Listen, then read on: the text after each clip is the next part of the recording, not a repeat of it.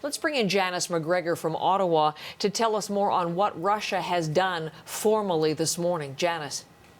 Yeah, this démarche, which is the fancy word for kind of hauling in Canada's diplomat to register an official diplomatic protest, actually happened June 14th. So that's yesterday. Brian Abel, who is the deputy chief of the mission in Moscow, called in. We have a statement from the Russian Foreign Ministry. I'm not going to read out the whole thing.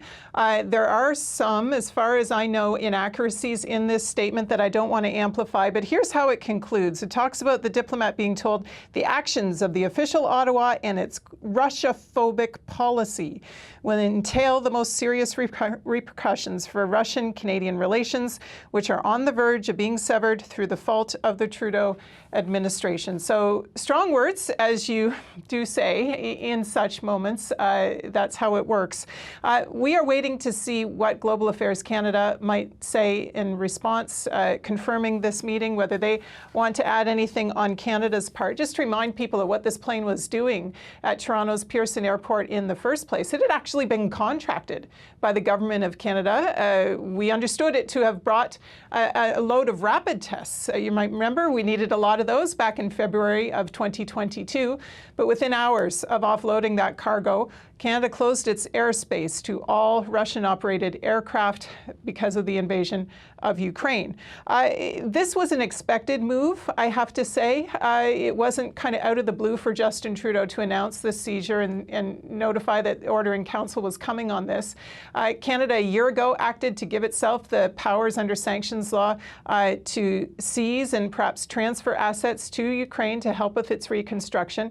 And back in April, around the time the Ukrainian Prime Minister was in Canada, they had added this particular air carrier, Volga Dnieper, to its list of sanctioned entities to sort of set the stage for this. Nevertheless, it has really provoked Vladimir Putin's regime. We saw Russian Kremlin-friendly media using words like stolen to describe it all along. And earlier this week, the embassy here in Ottawa was using words like cynical and shameless to describe this, quote, theft of an aircraft.